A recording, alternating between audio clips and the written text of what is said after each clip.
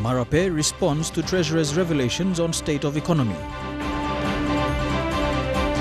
Micah calls for minister's sacking. And Cardinal Ribat says Manus refugees must go to Australia. This is National EMTV News with Marape. A very good evening. Thank you for joining us for Sunday's news. We begin our bulletin with a reaction to statements on the economy made by Treasury Minister Patrick Pruitt last Friday. This afternoon, Finance Minister James Marape responded in a statement. Marape described the Treasurer's outburst as being politically motivated when elections are drawing closer. Marape says the PNC-led government has delivered services and built infrastructure for the Pacific Games. He said the National Alliance Party failed to use the 8 billion kina surplus to fund tangible development. Marape says the government has embarked upon a 5-year money plan that had deficits as part of the way forward. The PNC member says the O'Neill-Dion government has achieved much under a stressful global economy, but such outbursts is a nature of politics. A former state minister, now opposition member, has challenged the government to sack Treasurer Patrick Pruitt. It comes after the Treasurer said the economy was in a bad way and he'd like to be Prime Minister after elections. Former State Enterprise Minister Ben Micah says the Treasurer should voluntarily move to the opposition, hinting at cracks in the ruling coalition. This morning, the former State Enterprise Minister in the O'Neill-Dion government called on the Prime Minister Peter O'Neill to sack the Treasurer. It's up to you now. The Treasurer has come out and bluntly told the people of Papua New Guinea and the international community that you and the PNC party are to blame for the economic mess that we are in now. So you either ask Mr. Pruitt and his party to resign from government, or you remove them from government.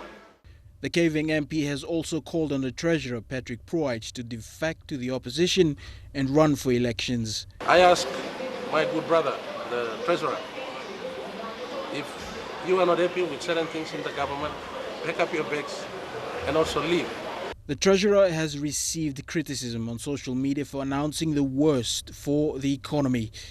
Micah has also criticized the Treasurer and his party National Alliance for not moving when there were protests at universities around the country. We left the government in July last year during a very difficult time when the students were protesting, when the police shot at the students, when pilots walked out of the aeroplanes, doctors and nurses walked out of the patients. It seems like the economy has virtually fallen off a cliff under the present government. 3 days have passed since the Treasurer admitted that the economy was getting worse and he wanted to be Prime Minister after the elections.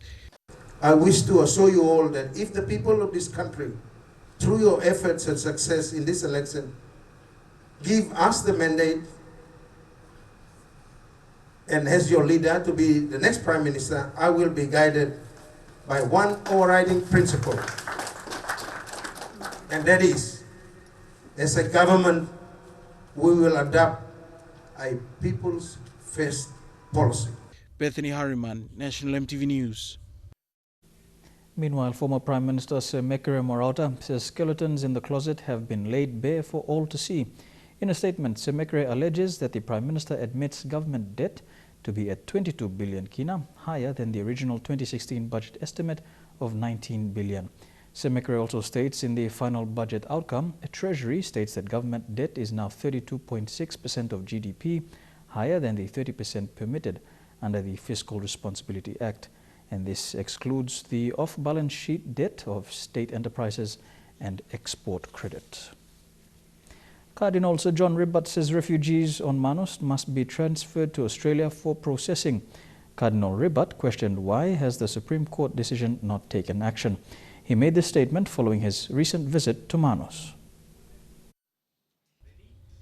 Following his visit to Manus last week, the Cardinal strongly believes refugees held in Manus should be assisted to Australia for processing by the Australian authorities.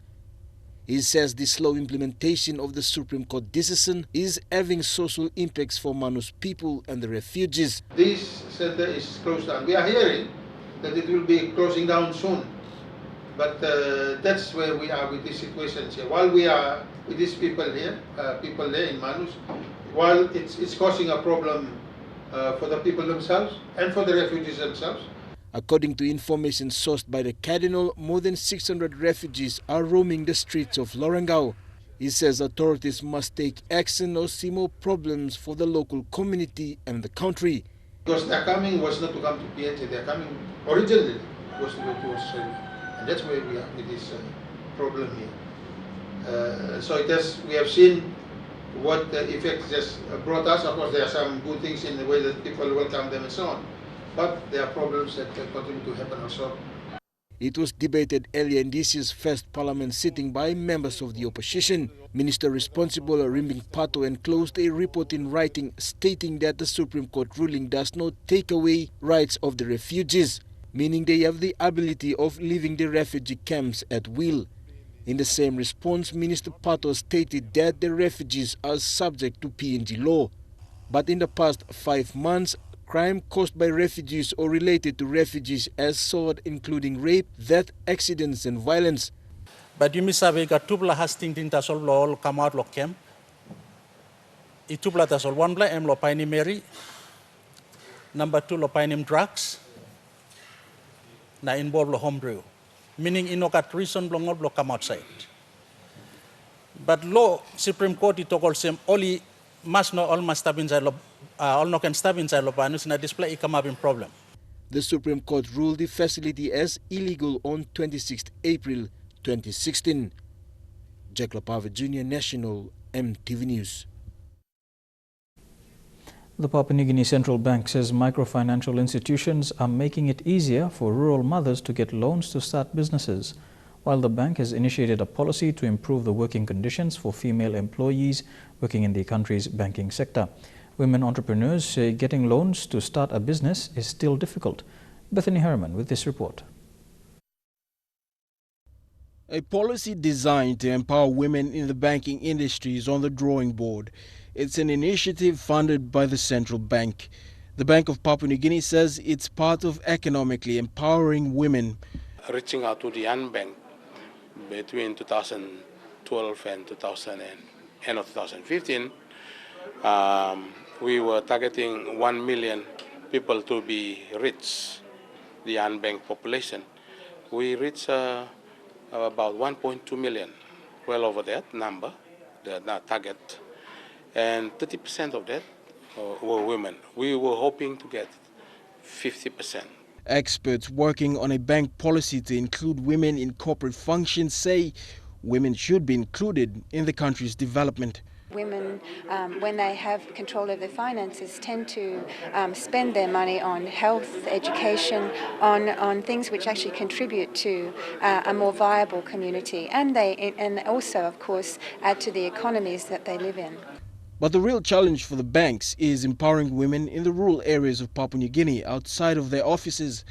They say it's now easier to get help from microfinance institutions to start businesses.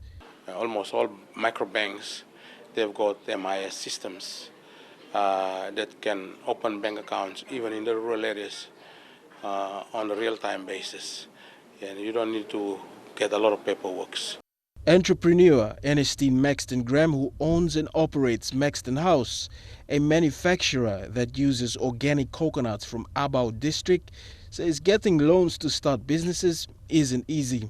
But definitely in the coconut industry, we definitely need a lot of help, because that is a product that comes from the village, and it is the villagers that have absolutely no educational level at all. We can't do banking system with them when we're buying coconuts. Everything has to be, it's cash. United Nations reports suggest that women have a lot against them in Papua New Guinea, and the problem extends further from the banking services. According to their statistics, about 24% of women have wage-paying jobs. Men hold 40% of all the jobs. PNG also has a huge problem with gender-based violence. The issue has received international attention. Bethany Harriman, National EMTV News. Here with National EMTV News, we have more after these messages. Stay tuned.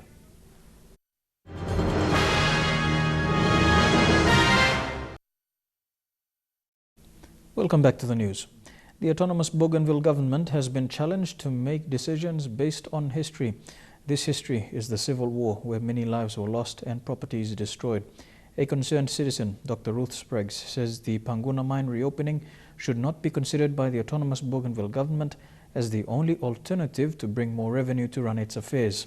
Fabian Hakalitz brings us this story from Buka. Careful considerations must be taken when discussing the reopening of one of the world's infamously known Panguna mine. This is the mine that sparked disagreements and unfortunately led to the civil war that killed many people and many losing their properties. On the basis of our history, our government must make decisions. Government must make decisions on the basis of our history. It seems to me that the APG has not learned from our history. Now, history is a very recent history. 100 years ago, I said so. Dr. Spriggs said the autonomous region of Bougainville must not go through another civil war again and waste the many reconciliations already staged. Reconciliations that has reunited fighting factions and the people of Bougainville. So I must sit down.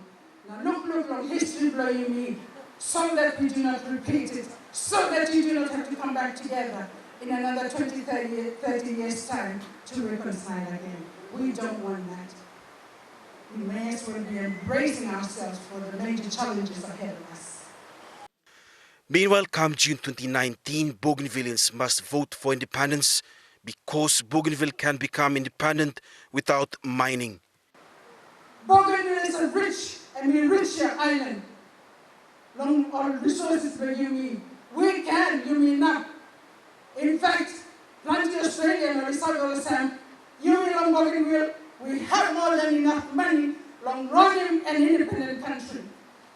But because of the corruption of government, money no. Both the national and the autonomous Bougainville governments have been challenged to make decisions which are beneficiary to the people. In Boca, Fabian Hakalitz, National EMTV News.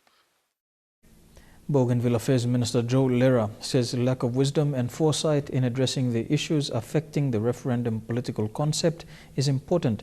Minister Lera says most people lack the understanding of referendum and therefore are confused on how they can contribute meaningfully to the process. Lera said to address this, the leaders must attend to real issues affecting the people and assist them in developing themselves in order for them to build and contribute meaningfully. Still on Bougainville, the people of Tantareki village in the outskirts of Buin district of South Bougainville will benefit from funding support for a water project.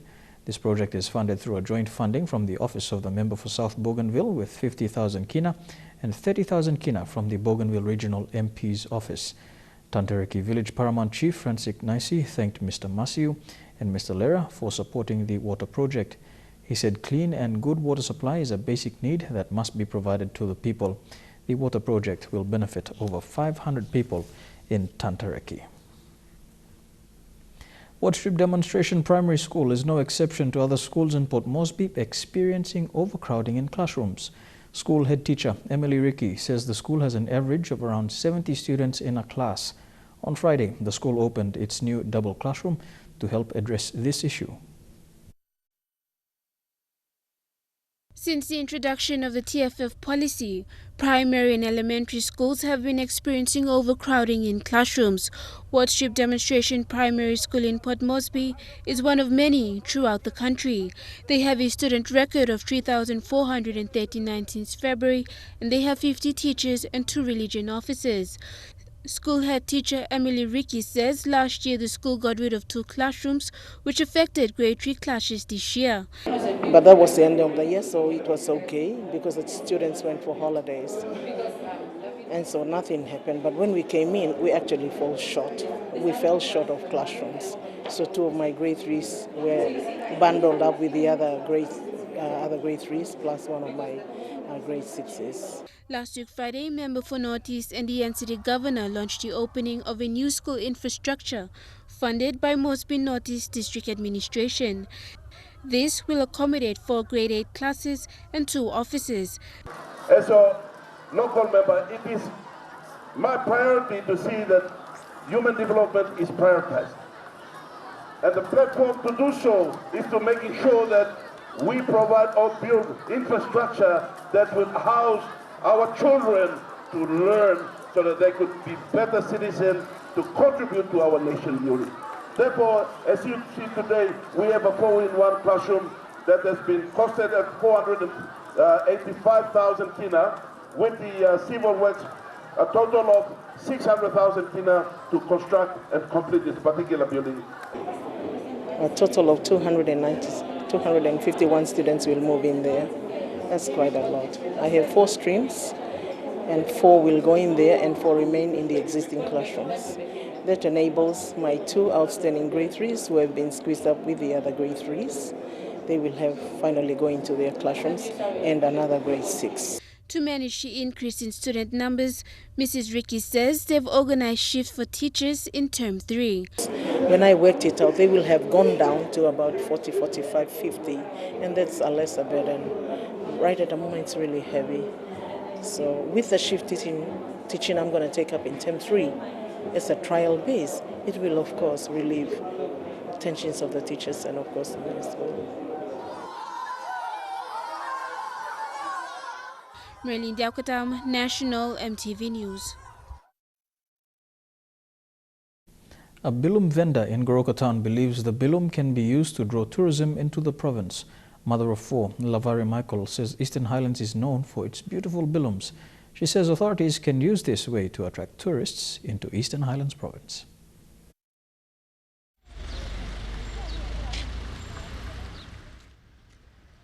Lavari Michael is a widow. She lives with her 4 children. She earns her living through selling bilums. Em desrata solia bilumi em helping pla orketa mama. Mama we mi pla sinda no place na planti plo mi pla sinda no place na planti mi pla sta protao na block na mi pla hatlo pani mani. Pani mani na mi pla sinda no market. She supports her little family from the money she earns daily. Weaving a bilum takes her about a week to complete. Na mi platani bilu, mi platani lop, na wokim, smapim, boki hendo blogen, boki mouse blogen, mi plawasim, on mane ol ba laikim no kisin logen ya, mi plastreti work eta santin pinis, mi play kausalim lo market no kisin. 1 week, na sambla 2 weeks. Na mi pla make work. Hard pla work. Na sambla 3 weeks. Sambla 1 month em saiko. Na mi pla say working. Has pain, backside pain, head pain, hand pain. Mi pla make osen hand lo mi pla say pain. Na mi pla say working. Na mi pla kam sinda lo market. Mi sambla lo mi pla hangre no kisim birum lo sa hangre wante mol saiko. But she says more can be done by authorities to bring in both local and international tourists to buy bilums in Eastern Highlands. This may help Eastern Highlands women to earn more money and improve the local economy. Leslata so le bilum helpi mi pla. Helpi pla na mi pla luki moni ro deslata so. Na planti plo mi pla o sa luki sen so deslata so. O pikin o kisim sabe ro deslata so le. School em o deslata so. Bi planit plo mi pla lo desla. Pirum tasol. Mata Luis, National EMTV News, Ley. Here with National EMTV News, we'll have more after these messages.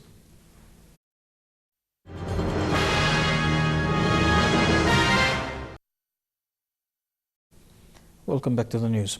NCD Governor Paul Sparkop says human resource must be the focus to secure a better future for the country's next generation. Governor Sparkop said despite the non-renewable resources pumping significant money into PNG's revenue collection, a fair consideration must be given to the human resource sector.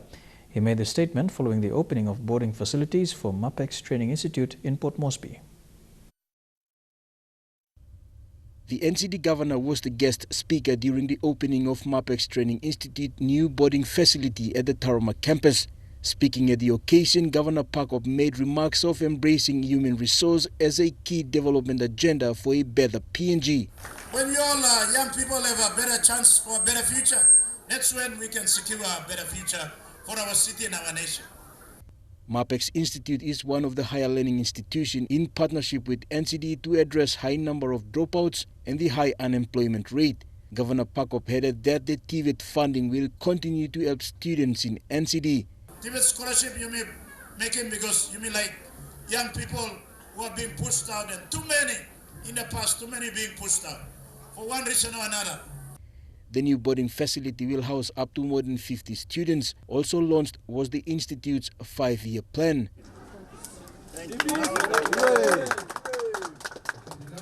The head of the institution says the plan is aligned with the first pillar of the Vision 2050 and the medium-term development goal.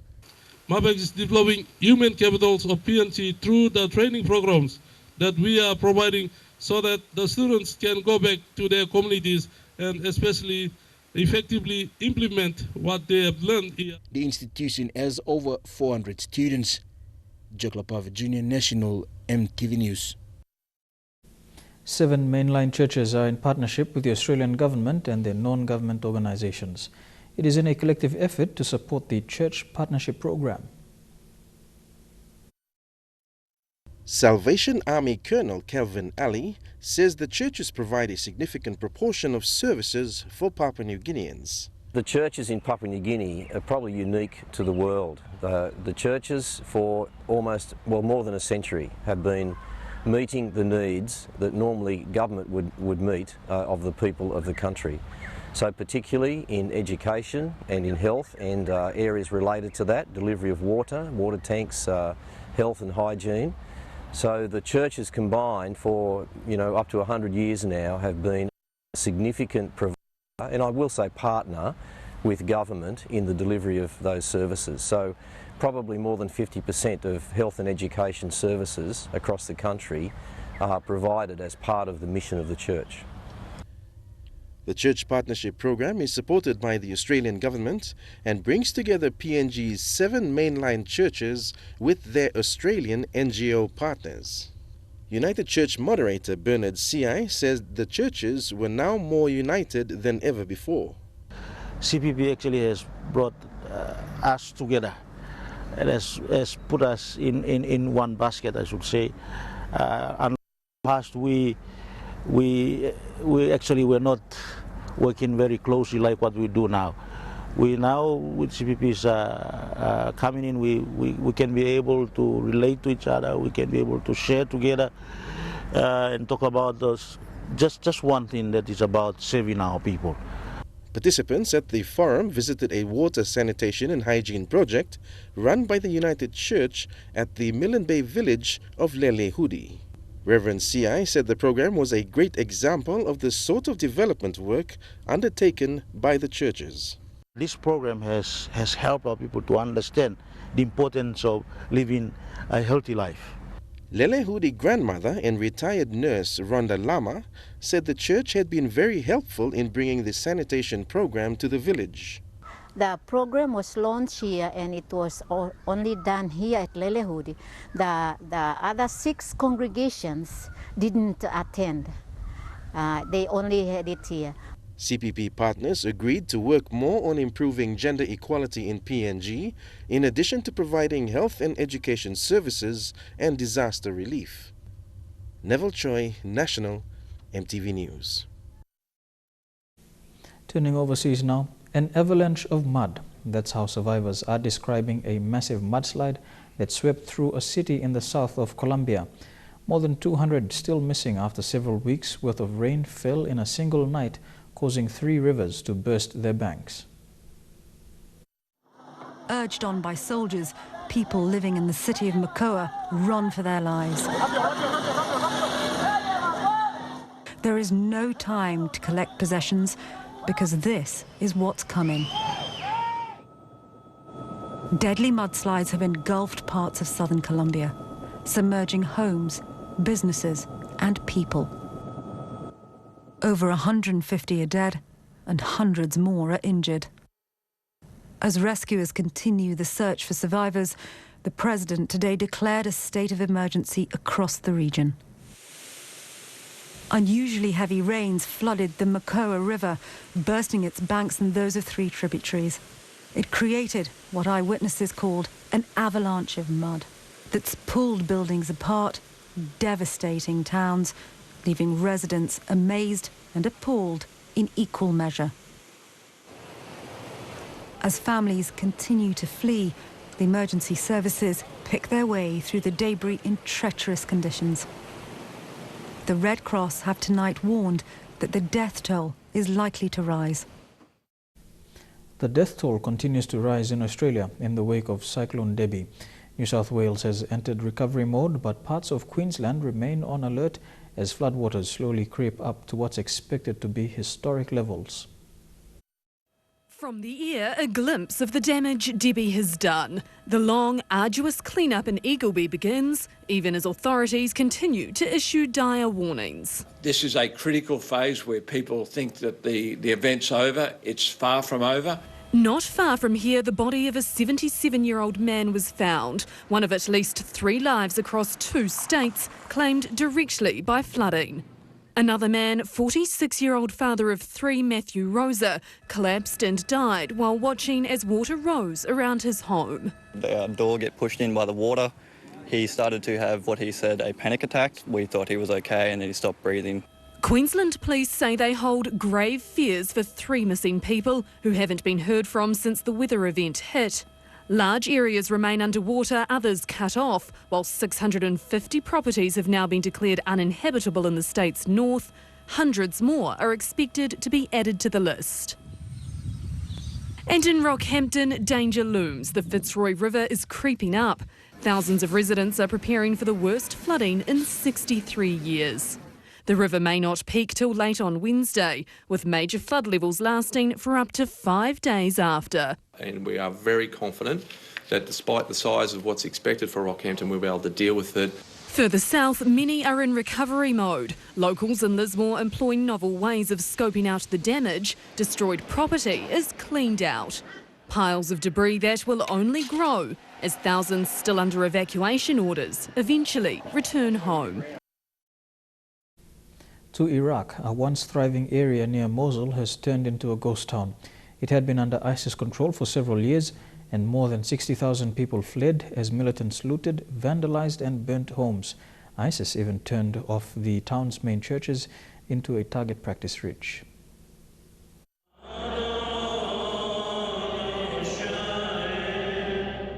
A small flock is returned for Mass in the charred ruins of the Church of Mary the Immaculate in Karakosh, near Mosul.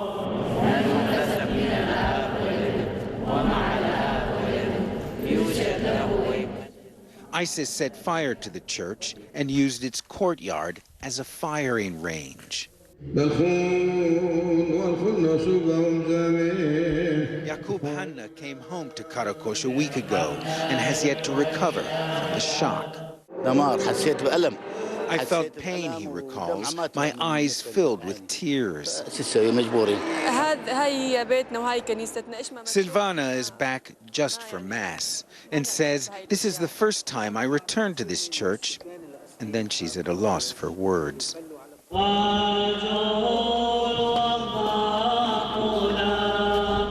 Archbishop Johanna Boutros Moshe has struggled to help residents through the trauma, but worries the specter of ISIS still hovers nearby.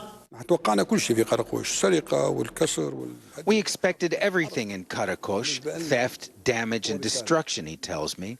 But arson, for us, is a message, a threatening message, that the idea of ISIS is still here in the region, and that's what we fear.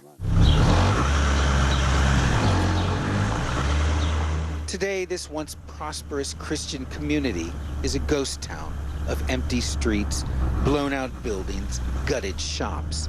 Everywhere reminders of ISIS's hatred for everything Karakush stood for. Workers have erected a large cross at one of the main roundabouts to signal the town's liberation, but it's just a symbol. Before ISIS took over this town in the summer of 2014, more than 60,000 people called it home. Now, months after it was liberated, only a handful of families has returned. Without electricity and running water, without help to get life moving again, most residents are hesitant to return. Businessman Tawfiq Sakar moved back 2 months ago. A generator running nearby, he shows a list of everything ISIS looted from his businesses. The central government, he says, hasn't restored power or water. It's completely neglecting the Christians. Some residents have returned, briefly, to bury the dead. Friends and relatives bid final farewell to 83-year-old Nasira, a nun who fled Karakosh and died in Erbil. She, at least, has returned in death to the town of her birth. It's the book North Korea doesn't want you to read. It's called The Accusation and has found a global audience. Publishers from around the world gathered on Saturday at the demilitarized zone to honor the author, who is still in North Korea. The activist smuggled the book out of one of the most secretive regimes in the world. Coming together at the last bastion of the Cold War to celebrate a man they've never met. Meeting at the border between North and South Korea for a very unusual book reading. The Accusation is a work of fiction written by a dissident writer still inside North Korea about regular citizens trying to function in a dysfunctional reality. The author calls himself Bandi, Korean for firefly, as he sheds light on the dark. The South Korean activist who helped smuggle this book out of North Korea says it is unique. It doesn't deal with political prison camps, says Do Hee-yoon, or public executions, human rights issues. It shows normal life of North Korean citizens, and it is very frightening. This book shows they live like slaves. To think that the faint glimmer of hope I'd been clinging to was in fact the dark shadow of wickedness.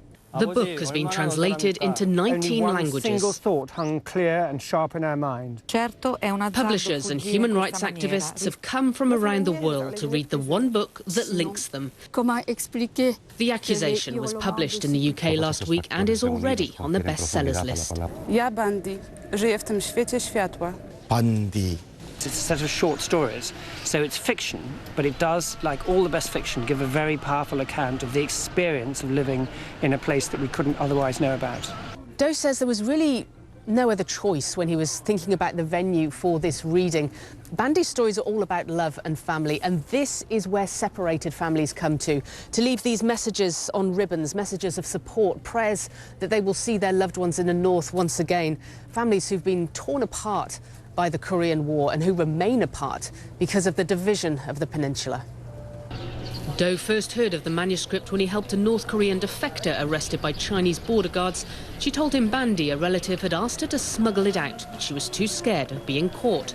When she was safe, Do organised for someone to go into North Korea and bring it out. We found a way of getting the script out through Chinese tourists, he says. North Korea likes exporting propaganda materials, such as books idolising the leaders. We hid the manuscript in that.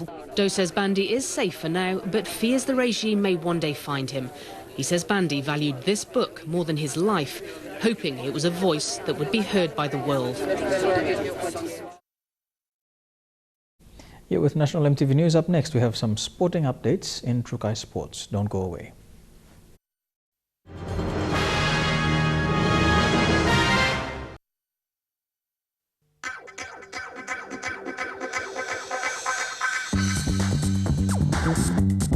Trukai Sports.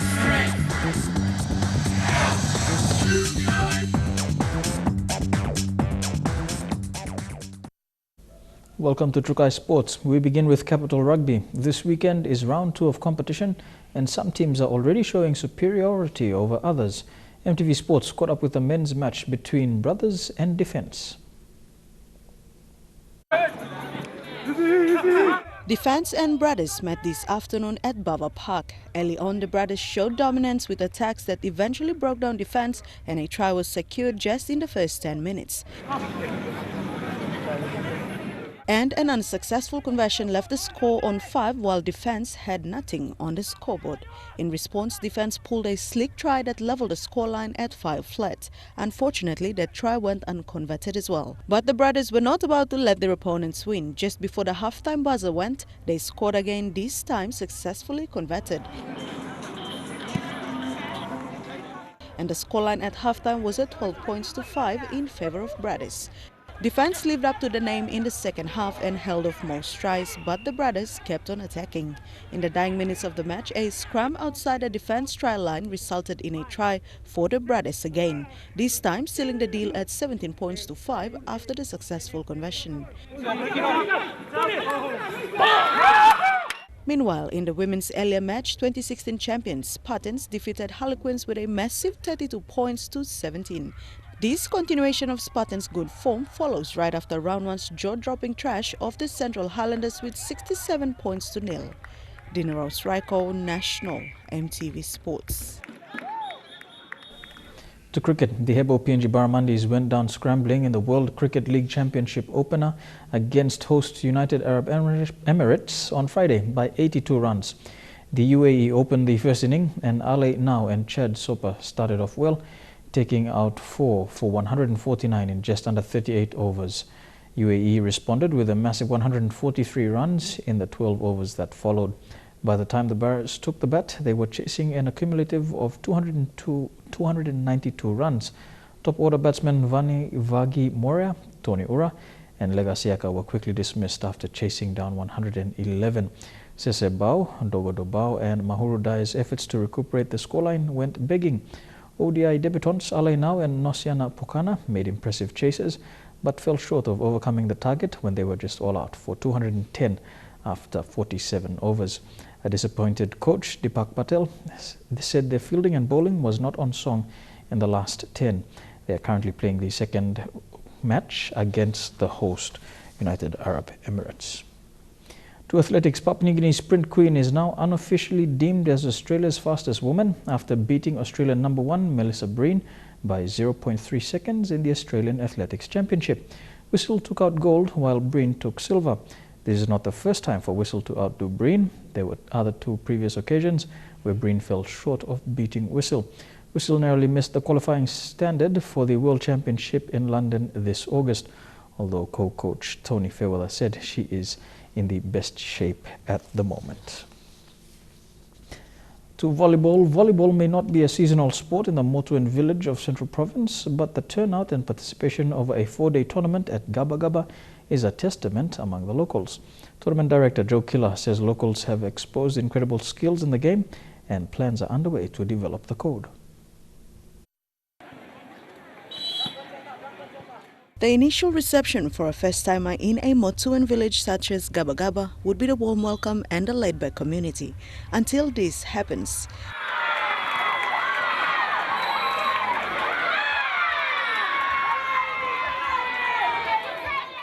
the locals and visiting villagers played volleyball like true professionals with spikes that seemed ball-breaking, convincing dummies that at times had their opponents scrambling, and athletic abilities that left bystanders in awe. All this happened in makeshift courts on the sand, but the atmosphere was very competitive and the sand, dust and excruciating heat did not hinder the players and their brilliance on court. Gracing the tournament with their presence also was former national representative Jeffrey Charlie and current national rep George David. Both played in Hula's Wallai Dolphins team, though their team was not able to secure a spot in the finals. By the quarterfinals of the tournament, the supporters were kept on their feet until the grand final.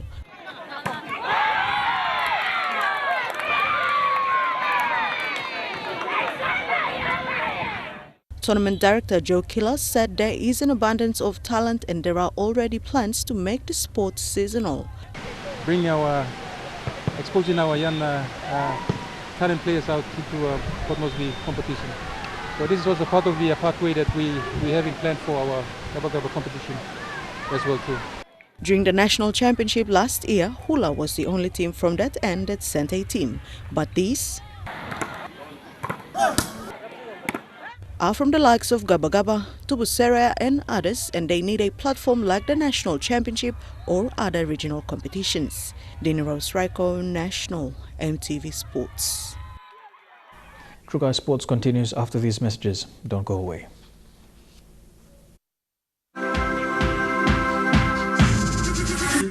True Guy Sports.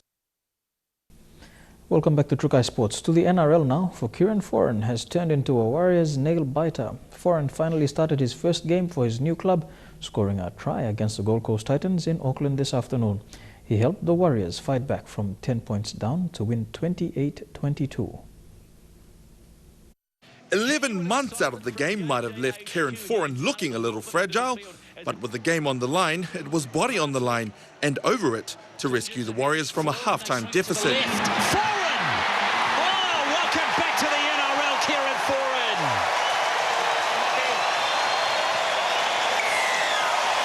After trailing by 10 points at the break, the Warriors were back level. 3 minutes to go, the closing stage where the Warriors usually collapse. But this time, things were different. Maybe they'll win it with a try. They are going to win it with a try. The Kiwis partnership is rocking. The Warriors snapping a 3-game losing streak, their star recruit providing new belief. Yeah, Kieran Foran, that just shows the character he is, and that's why the boys are amped to get him back on the field today, and he proved that he's a man. And it's just as well, because despite making a fast start, it became apparent this Warriors defence needed a bit more than belief to keep it together. And that is too easy. The Titans pack came to apply pressure and a kick in the backside for the Warriors' shaky right edge. Play honest, a call, could be another try here. The Warriors' Kiwi spine showed an early glimpse of how lethal it can be. From Johnson, too fast a Sheck, and great hands from Fusi Tua. But glimpses won't be enough, as Titans halves Ash Taylor and Kane Algie reminded the Mount Smart faithful. Ash Taylor, that's beautifully done. The injured Conrad Hurrell enjoying the show, Warriors coaches not so much. Foran urging patience as they look to iron out the rough edges. We've got a plan, we want to stick to it, and that's something we want to do well this year, is not go away from what we've worked hard on, and that's what we were saying behind the try line, and in the end it pulled through. His teammates just happy he pulled through, just when they needed him. To Rugby Union, the Chiefs win in New Zealand and are now on top of Super Rugby. In Australia, the Hurricanes beating the Queensland Reds, but after both matches, some key players were ruled out with injuries. It looked like the Reds would be well and truly buried early. At the back it comes, Shields has Surveyor outside, Julian! Add in a TJ Perenara intercept, the Canes went up 14-0. But the first half in thick heat took its toll, and the Reds showed some flashes of the past. The running commentary between Australian ref Angus Gardner and Perenara was almost as entertaining. Please. In general play, I'm not yelling at you. More on this to come.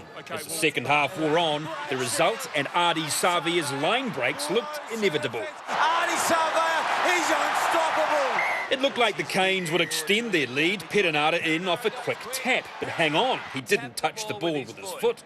It was the quick-fire halfback's only mistake of the night. Still our penalty.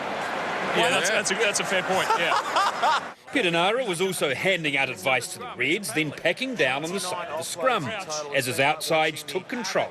Bowden Barrett, they've got width here and players to burn the Canes. Bowden completed the 34-15 victory with a typical fun-loving Barrett dart. But there has to be concern over a calf injury to the outstanding Ardie Savia with scanned schedule. If the Canes have the Barretts and Savias, the Chiefs can pull out 150-man Liam Messam, Kurbalo McKenzie and Sean Stevenson. Now Stevenson puts in a ripper of a head step and shoulders over. like last weekend against the Blues, the Bulls hung on until the last quarter, until they got the runaround. Slipped in the back and Cabello put the kick through for McKenzie. 28-12, an important bonus point win. But Sam Cane here, flying into a tackle, left with a head knock and has delayed his travel to South Africa for the Chiefs' next match. Aside from some of the setbacks, young Kiwi talent again came to the fore across the weekend. And that's how we end True Kai Sports. Up next, your weather details for the next 24 hours. True Kai Sports.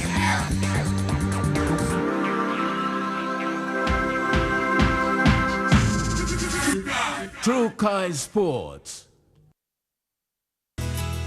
The weather details are proudly brought to you by Dulux Weather Shield. Worth doing with Dulux.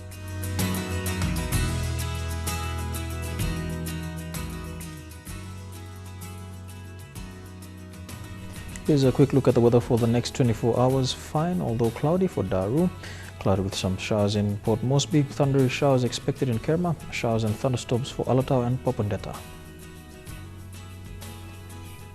To the Momasa region, cloudy with some showers in Lae, Wau and Madang. Showers and thunderstorms for Wewak and Vanimo. To the New Guinea Islands region, fine, although cloudy for Lorengau and Kagan, as well as in Buka. Cloudy with some showers in Kokopo and Rabaul, as well as in Kimbe. And in the Highlands region, showers in Mount Hagen, cloudy with some showers for Goroka, Kundiawa, Mendi and Wabag.